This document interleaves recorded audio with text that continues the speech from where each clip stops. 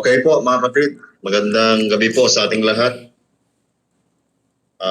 Dito po tayo sa aklat po ng Psalms. Psalms chapter 84, verse 10 hanggang po sa verse 12. Po yung ating pag-aaralan ngayong gabi. Sabi po ng Biblia, behold, verse 10. Psalms 84 verse 10, for a day in thy courts is better than 1,000. I had rather to be a doorkeeper in the house of my God than to dwell in the tents of wickedness. For the Lord God is a sun and shield. The Lord will give grace and glory. No good thing will he withhold from them that walk uprightly. O Lord of hosts, blessed is the man that trusted in thee. At ito pong tumutok po tayo dito sa verse 11 or in verse 10. For a day in thy courts is better than 1,000. I had rather be a doorkeeper in the house of my God than to dwell in the tents of wickedness. Tayo po ay manalangin, Panginoon, pagpalain niyo po ang inyong salita. Kayo pong may taas at nawa dakilang Diyos, kayo pong siyang magpala ngayong gabi, lalo sa aming spiritual na buhay. Dalain po namin ang iyong pagbibigay ng liwanag sa iyong mga salita sa aming mga pag-aaral, kapulutan po namin ng aral at aming may apply po ito sa aming buhay bilang mananampalataya upang kami po ay maging malago, maging matatag, maging matagumpay, Panginoong Diyos, sa mga praktikal na pamumuhay. Pagpalaan niyo po ang gabing ito, kayo pong siyang may taas. In Jesus' name, amen and amen. Dito po sa ating pag-aaral, sabi ng Psalms, sabi ng Psalmist, this is a psalm for the sons of Korah, yung Psalms 84. Ito po yung kanilang sinasabi doon sa temple, sa kanilang paglilingkod sa araw-araw. Ang sabi niya sa verse 10, for a day in thy courts is better than 1,000. At yan po yung ating pag-aaralan, mga kapatid. Ang tanong po ay how would you spend your last day? Paano ba natin na-spend yung ating huling araw? Kung sakali ito na po yung huling araw ng buhay natin, how do we spend our last day to God?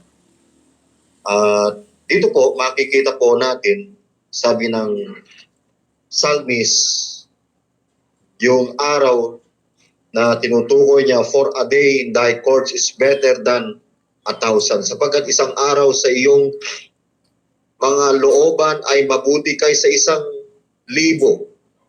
Kukumpara po natin yung 1,000 days doon sa isang araw lang na nasa loob ka po ng temple, bahay-sambahan. Kaya ang sabi niya, I had rather be a doorkeeper in the house of my God than to dwell in the tents of wickedness. Ang isang tanong po muli ngayong gabi ay, what would you do with that one day?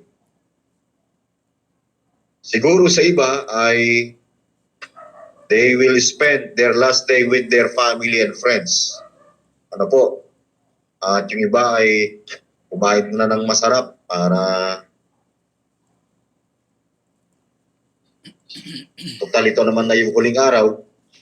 Sila ay mag-enjoy na sa pagkain, mag-enjoy na sa kaibigan, mga kaibigan. Mag-enjoy na nila yung kanilang family, their friends, and their own fortune. Ano po?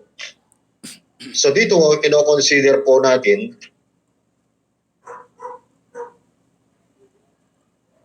si David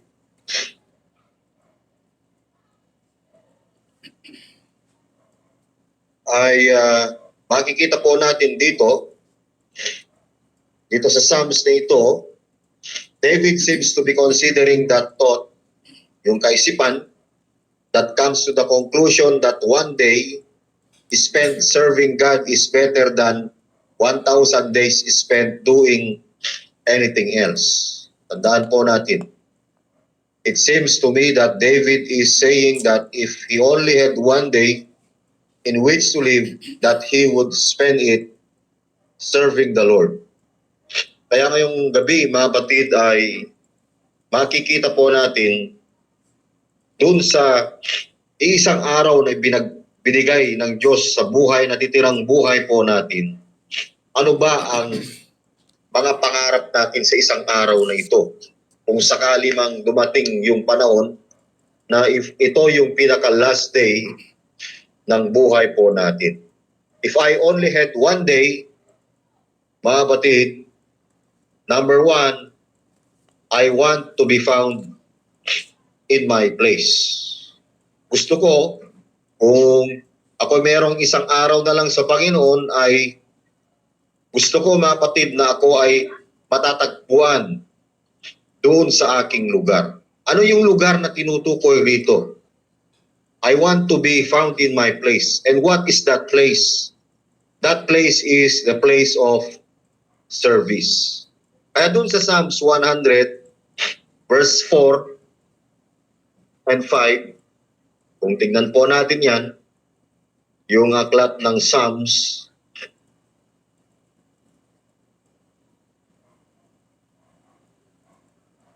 Psalms 100, verse 4.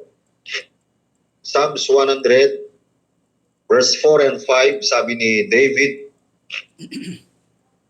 enter into his gates with thanksgiving and into his courts with praise. Be thankful unto him and bless his name. For the Lord is good, his mercy is everlasting, and his truth endureth to all generations. Magsipasok kayo sa kaniyang mga pintuang daan na may pagpapasalamat at sa kanyang looban na may pagpupuri. Magpasalamat kayo sa kanya at purihin niyo ang kanyang pangalan. Sapagkat ang Panginoon ay mabuti, ang kaniyang kagandahang loob ay magpakailanman, at ang kanyang pagtatapat ay sa lahat ng salit-saling laki. Kaya ito na po yung pinaka-valuable sa buhay po natin, na tayo ay sa lugar na kung saan gusto tayong makita ng Panginoon, ay nakikita, gusto niyang makita na tayo ay nandun sa lugar ng ating paglilingkod. Kaya ito po yung testimony ni David dun sa Psalms chapter 84 verse 10. Balik po tayo doon sa ating pag-aaral. In Psalms chapter 84 verse 10, I would rather, for a day in thy court is better than a thousand. I had rather be a doorkeeper in the house of my God than to be in the tents of wickedness. Sa Panginoon ay mas mahalaga kesa nandun siya sa tolda ng kasamaan. Kaya ito yung sinasabi ni David. David says that he tells us that he had rather be the lowly door keeper in the house of God than to enjoy all the wealth and luxury of evil. Ang sinasabi ni David that he would rather be found serving the Lord than serving the devil. So the Bible makes it clear that every saint of God has a special place of ministry and service to the Lord.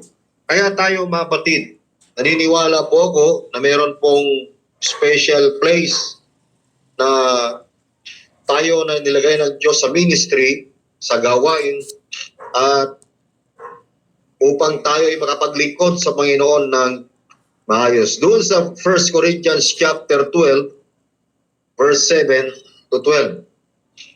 1 Corinthians chapter 12, verse 7 hanggang po sa verse 12.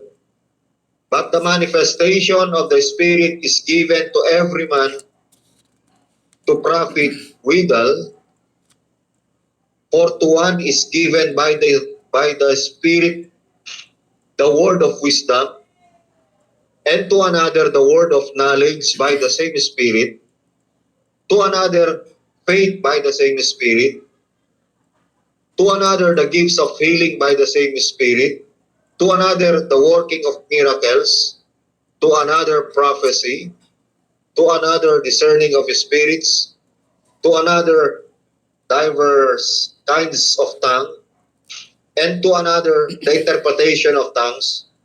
But all this worketh that one and self-same Spirit, dividing to every man severally as he will. Now, hindi po lahat ng mga special ministry po rito o gifts ay applicable sa mga panahon po natin ngayon. Ano po?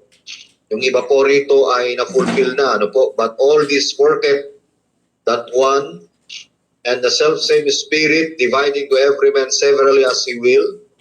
For us the body is one and hath many members, and all the members of that one body, being many, are one body, so all us in Christ. Kaya yung ating paglilingkod, mga kapatid, ay ibinigay yung mga bagay na ito para po sa ating ikatitibay, para po sa ating ikalalago, at para po sa ating katatatag bilang mga mananampalataya. Kaya maliwanag po sa salita ng Diyos na doon sa Ephesians chapter 4, verse 11 hanggang po sa verse 16, and He gave some apostles, and some prophets, and some evangelists, and some pastors and teachers. These are the place of service. What is the purpose of verse 11? Ikita natin in verse 12, the purpose for the perfecting of the saints. Para po sa ikakasasagdal ng mga banal, for the work of the ministry, for the edifying of the body of Christ. Ito po ay kasasagdal ng mga banal, gawaing paglilingkod sa ikatitibay ng katawan ni Kristo.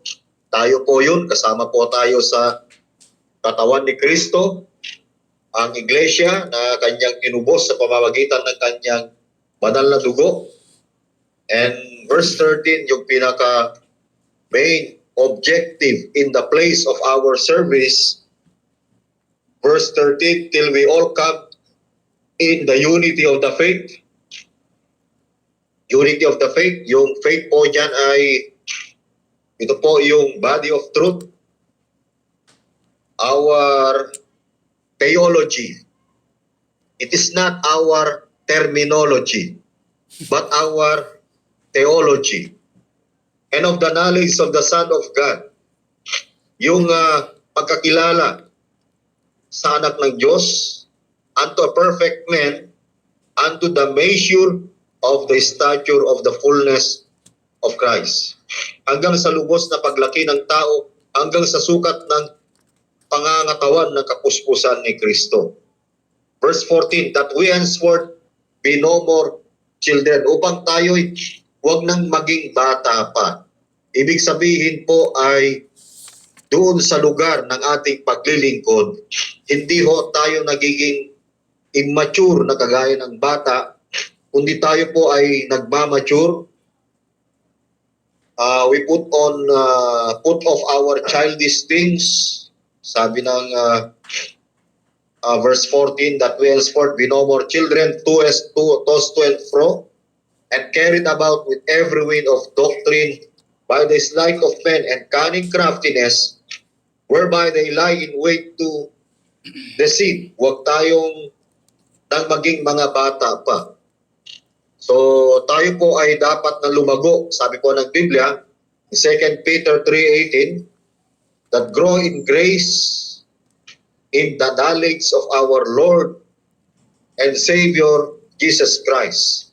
Yan yung sinasabi niya kanina sa verse 13 that till we all come in the unity of the faith and of the knowledge of the Son of God. Grow in grace in the knowledge of the Lord and Savior Jesus Christ. Po, yun po, doon po tayo papunta. Doon sa ating spiritual maturity. Kaya ang mga mananampalataya, dapat po nagmamature yan. In our place of service. Hindi ibig sabihin po ay matagal na tayong mananampalataya ay malago na tayo. Hindi. Merong mga bago-bago sa pananampalataya pero fast growing po sila. Dahil lagi-laging nag-aaral, nadidiligan ng salita ng Diyos. Verse 14, 15, but speaking the truth in love, they grow up into Him in all things.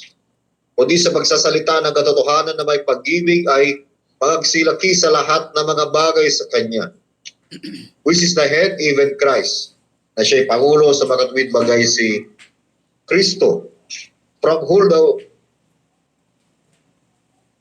the whole body fitly joined together and compact by that which every joint supplieth, according to the effectual working in the measure of every part, make an increase of the body unto the edifying of itself in love. Tayo po ay nagpapalaki sa katawan sa ikatitibay ng kaniyang sarili sa pag-ibig. Kaya yung buhay po natin, in a practical way, mga kapatid, ay bigyan po natin ng value. Marami po tayong mga wasted years sa buhay. Actually, yung paglilingkod lang minsan natin ay hindi po yan every Sunday lang. Dapat yung paglilingkod ay every day. Kaya doon sa Bible College, so nag-aaral kami, meron kami motto na make your day as your last day. If that could be your last day, what will you do? If I only had one day, I want to be found in my place. And what is that place? In my place of service. I want to become a doorkeeper in the house of my God. Yan po dapat, mapatid, ang isa sa mga kasama sa buhay natin na tayo po ay doorkeeper tayo ng Panginoon. Tayo ay isang tagatanod pinto sa bahay ng aking Diyos, tagabantay. Sabi nga doorkeeper. Kaya, ngayong gabi, mga kapatid, ay mahalaga po sa atin na tayo po ay matagpuan sa lugar ng paglilingkod. Pangalawa na ating makita, if I only had one day, I want to be found in the place of surrender. In the place of surrender. Kaya sabi ni David, for a day in thy courts is better than 1,000. I'd rather be a doorkeeper in the house of my God. So yung word na my God po dyan seems to infer a sense of devotion to God. Pag sinabing Diyos ko, so it infer in a sense of devotion. Yung ating paglilingkod sa buhay, mga batid, we are a doorkeeper in the house of my God. David is saying, sinasabi po ni David that he wants to be found in his place, surrender to the perfect will of God for his life. Yung buhay na ito, hindi ho natin masasabi na nasa kalooban tayo ng Diyos kung wala tayo sa kalooban ng Panginoon.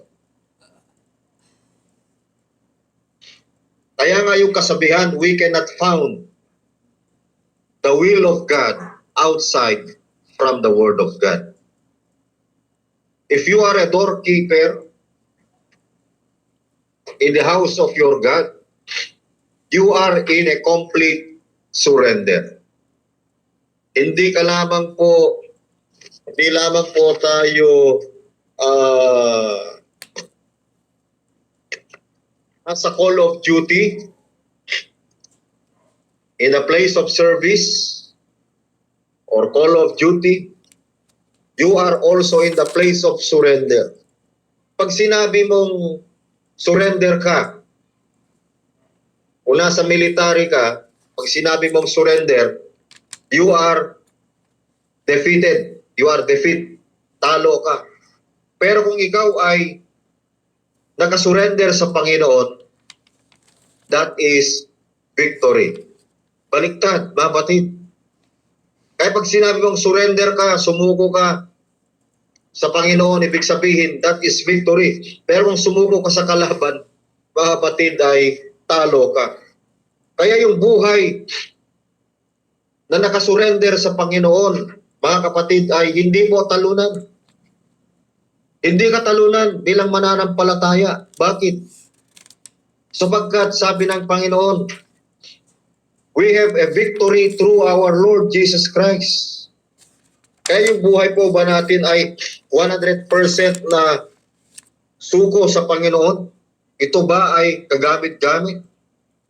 Kaya nga sabi natin kanina, baka marami pa tayong mga ano sa buhay. Ang tawag dito?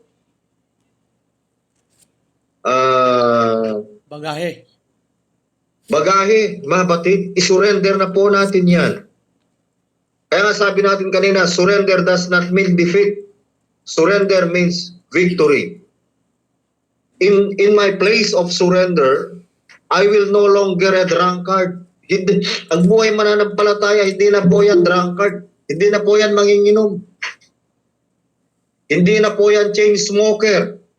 Hindi na po yan adulterer. He's no longer a liar. He's no longer an addict. I will no longer disobedient. I will never bow to defeat, for I can do all things through Christ, which strengtheneth me.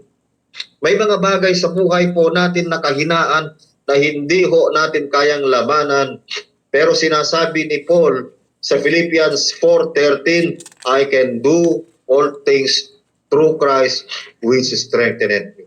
Kung walang kalakasan ng Diyos sa buhay po natin, hindi po natin magagawa ang lahat ng bagay. In other words, sa buhay po natin, He wants to die on the battlefield faithfully,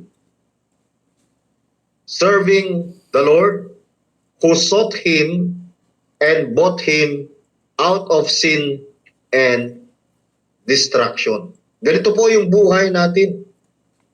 Kaya nga, if I had just one day to live, kung ako ay meron pang isang araw na mabuhay, I still surrender to the Lord's will for my life.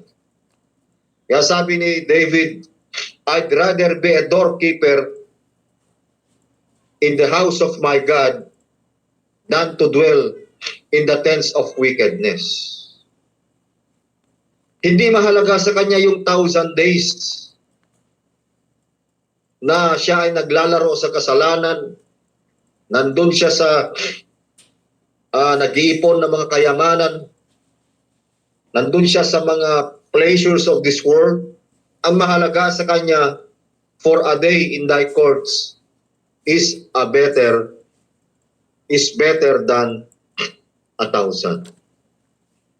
Kaya mga kapatid, there is no higher calling than that of simply being what the Lord wants you to be. Kaya yung ating pagiging doorkeeper, pagiging pastor, pagiging elder ng church, ang bawat mga elder, doorkeeper po yan ng iglesia. Yan po yung role po natin, mga kapatid. Tagapangasiwa, we are just doorkeeper, tagapag-alaga, na dapat po nating panindigan na kahit anong hirap ng buhay na pinagdaraanan natin, lalo sa mga finances, ay makikita natin yung biyaya ng Diyos, nandun pa rin, hindi naman po nagbago. We know that being a doorkeeper is a humbless work. Anong trabaho mo? I'm just a doorkeeper in the house of my God. Kaya, mga kapatid, hindi po natin dapat na layasan, kundi bantayan po natin yung ministry na pinagkaloob ng Panginoon sa atin as a doorkeeper. Philippians 3:13 and 14. Philippians chapter 3, verse 13 and 14, sabi po ni Paul, "Brethren, I count not myself to have apprehended, but this one thing I do, forgetting those things which are behind." Nililibot ang mga bagay na nasa likuran. Marahil ito ay yung mga bagahe sa buhay, bagahe ng nakaraan, which are behind, and reaching forth unto those things which are before. I press toward the mark for the prize of the high calling of God in Christ Jesus. Kaya mga kapatid, did you know that even a humblest work is a highest calling? When the Lord is my God, all of His things will become exceeding precious to me, and I want to be near Him at all times. Si David, mahalaga sa kanya yung nagkikipag-fellowship siya sa Panginoon personally. Kaya sapagkat alam niya na ang pinakadireksyon lang ng kanyang buhay ay yung kanyang Diyos na nagbigay sa kanya ng lakas, nagbigay sa kanya ng karunungan, na nagtala sa kanya from shepherd to sovereign. At nakita ni David kung paano siya binless ng Panginoon. Pangatlo natin makita ngayong gabi. If I only had one day, I want to be found in my place of satisfaction. Hindi lamang po yung lugar ng ating pagiging na tayo po ay una, kita natin, in the place of service. Number 2, in the place of surrender. Number 3, in the place of satisfaction. Ang satisfaction ng buhay na ito, hindi ho masarap na pagkain. Hindi po yung malaking kinikita araw-araw. Tandaan po natin, kahit malaki ang kinikita, talagang minsan dumarating na malungkot ang buhay. Kasi minsan dumarating ang subok na pwede ka palang ma-scam. Masakit, di ba? Pero ang satisfaction natin, by being a member without doing nothing, ano ba yung satisfaction nating mananampalataya? Yan po yung tanong. Bilang isang miyembro ba na walang ginagawa sa Diyos, yun bang satisfaction natin? Sumagot yung miyembro, Pastor, oo, biblical naman yan, yung wala kang ginagawa. Tingnan niyo po, Pastor, yung 1 Corinthians 15:58. Anong sabi? Be ye steadfast, unmovable. Walang ginagawa ito. Unmovable. Hindi ho yan ang sinasabing satisfaction natin na wala tayong ginagawa. David's satisfaction is being a doorkeeper. Yun yung kanyang satisfaction, hindi yung kanyang milyon. Maraming tao, mayroong milyon. Sinasabi niyo, kawawa naman ako. 1 million na lang yung pera ko sa bangko. Hindi ho yun yung satisfaction natin, mga batid. Yung magkamal ng pera, pagpalain ng material. Yung kanyang satisfaction as being a doorkeeper in the house of our God. Bawat tatay ng pamilya, doorkeeper po tayo sa ating pamilya na pinagkatiwala ng Panginoon. Kaya nga, mga batid, what is the profit of being a doorkeeper?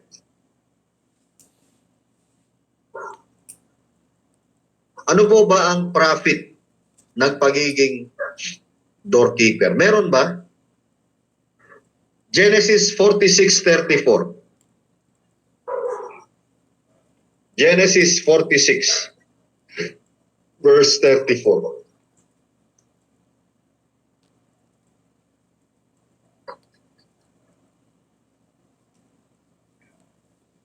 Yung pagiging doorkeeper or being a pastor, mga kapatid,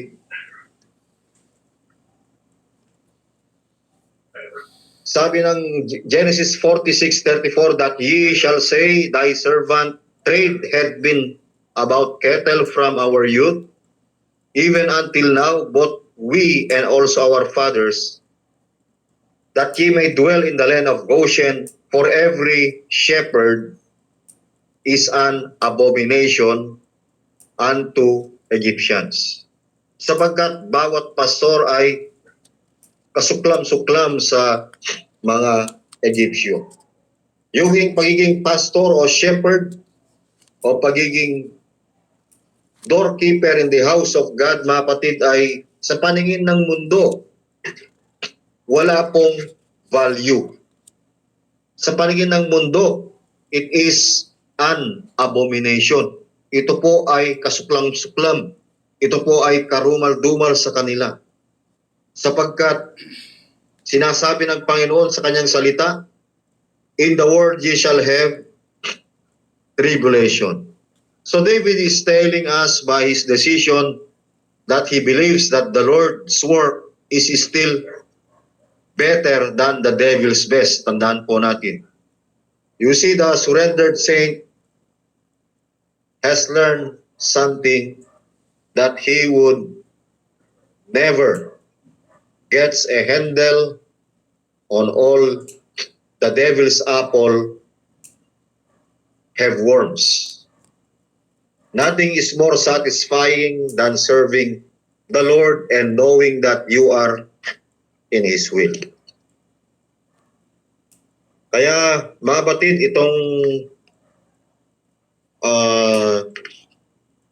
message ngayong gabi ay isa po ito sa aking mga old notes. Kanina ko lang po ito nakita, natagpuan dahil talagang masakit yung ulo ko kanina kung paano ko po aralin ito. Pero pinanalangin ko po ito, mga batid, na maging blessing po sa atin. Kaya if I had only one day, at naging blessing po sa akin itong Psalms 84 na ito, na yung paglilingkod sa Diyos ay hindi po ano yan,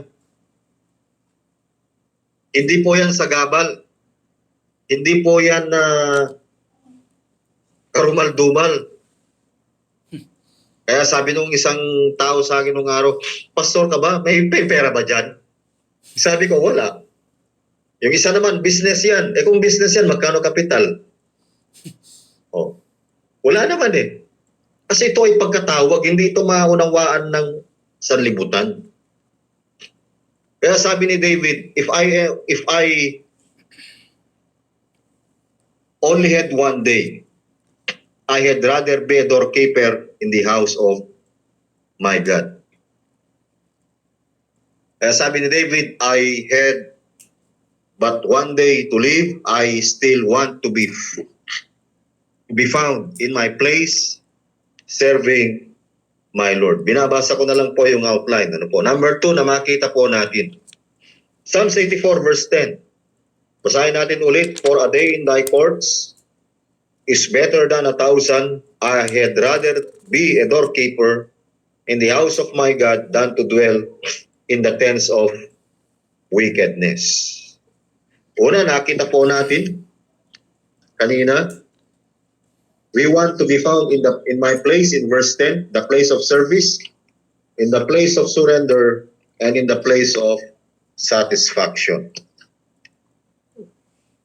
If I only had one day, number 2, Roman numeral number 2, na makikita po natin ngayong gabi. Kung meron pa po akong isang araw, I want to be found in my place. Number 2, I want to enjoy God's provision. Gusto ko i-enjoy yung provision ng Panginoon. Ano itong provision ng Panginoon? Verse 11, for the Lord God is a sun and shield. The Lord will give grace and glory. No good thing will He withhold from them that walk uprightly. Alam niyo mga batid, sa buhay po natin, yung provision ng Panginoon, isa po yan sa dapat po nating ma-enjoy. Lalong-lalo na po yung presensya ng Diyos. Lalong-lalo na po yung buhay na walang hanggan. Makita po natin yung presence ng Panginoon.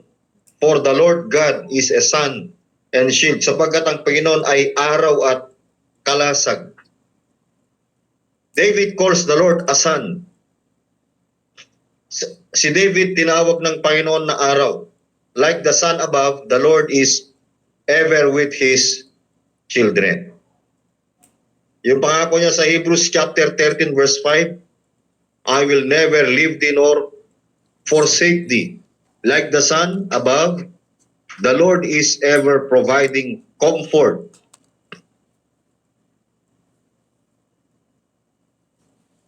Siya po ay nagbibigay ng comfort. God lights over way. He warms our way and give guidance to us along the way. He is our sun and our shield. Kaya mga kapatid, I want to enjoy God's presence.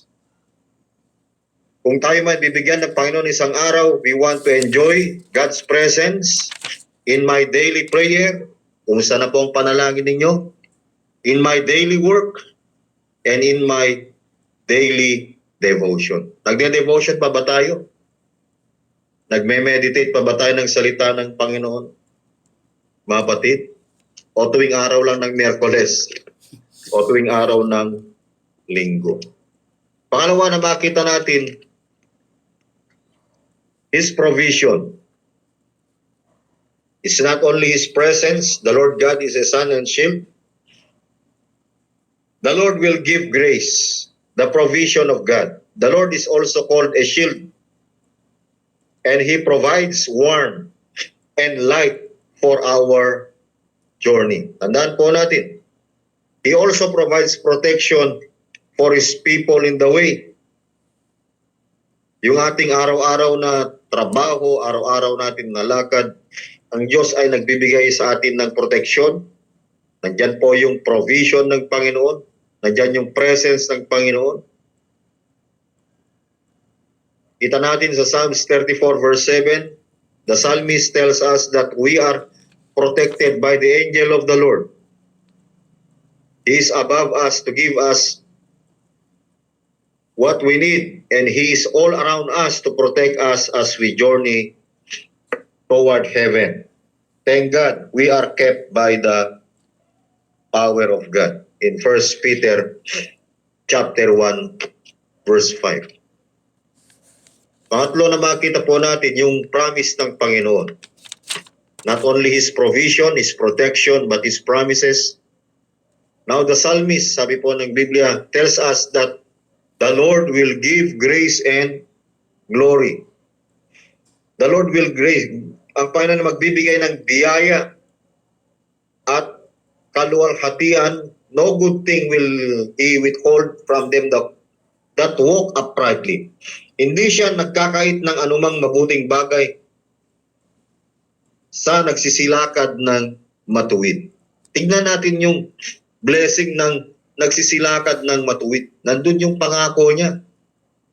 There are twofold promise to every child of God. We are promised His grace while we travel in His glory when we arrive at home. There is help for today, mga kapatid, and hope for tomorrow. Pang-apat na makita natin dyan, yung plenty. He will give grace and glory. No good thing will He withhold. Ang Diyos ay hindi po maiksi ang kanyang mga kamay. Hindi siya kuripot. Hindi siya nagkakait ng mga bagay para sa kanyang mga anak. Lagi nating tandaan yung sinasabi ng Psalms 103.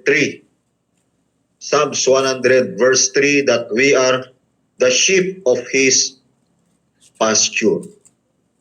Ng Diyos ay hindi po nagkukulang sa lahat ng mga bagay. We are the Lord's people and we are His responsibility. Kaya nga sabi niya sa kanyang mga disciples in Matthew chapter 6.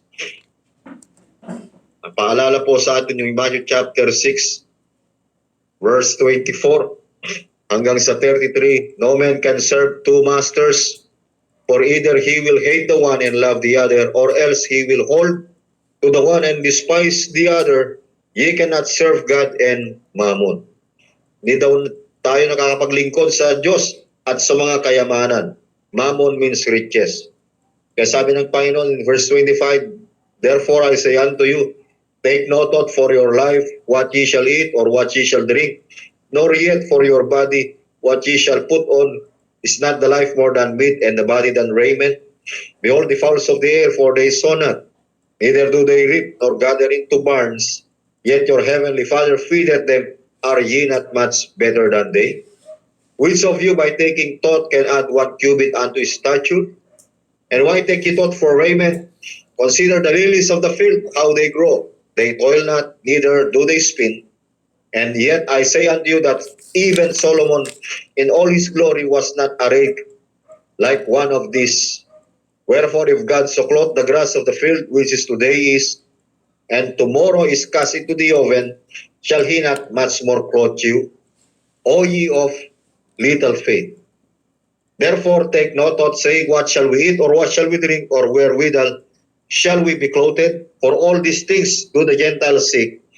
For your heavenly Father knoweth that ye have need of all these things, sapagkat yamang talastas ng iyong Ama sa kalangitan na kinakailangan ninyo ang lahat ng mga bagay na ito.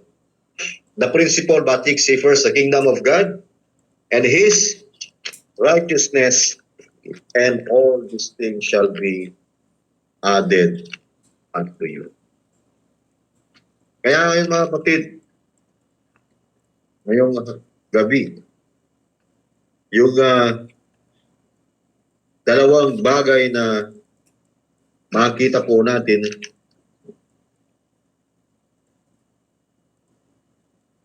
dito na tinutukoy ng Panginoon, how would you spend your last day?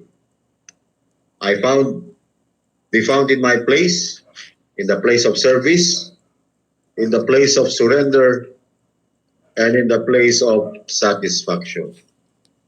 Number 2, I want to, if I only had one day, I want to enjoy God's provision. In verse 11, kita natin kanina yan, makita natin yung presence ng Panginoon, makita natin yung provision ng Panginoon. Pangatlo, makita natin yung kanyang promise. At pangatlo, makikita po natin yung plenty. If you know that tomorrow would be your last day upon the earth, how would you spend it? Paano ba natin i-spend yung panahon. God helps us all to decide to spend whatever remains of our days for Him and His glory. Blessed is the man who does. As we conclude this message, makikita natin dun sa Psalms 84, mga kapatid, Psalms chapter 84, verse 12, O Lord of hosts, sabi ng Biblia, blessed is the man that trusted in thee. O Panginoon ng mga hugbo, mapalad ang tao na tumitiwala sa iyo. Sana nga po, yung remaining days ng buhay po natin ay magamit natin ng gusto, lalo na sa paglilingkod, being a doorkeeper in the house of our God. Magandang gabi po at pagpalain po tayo ng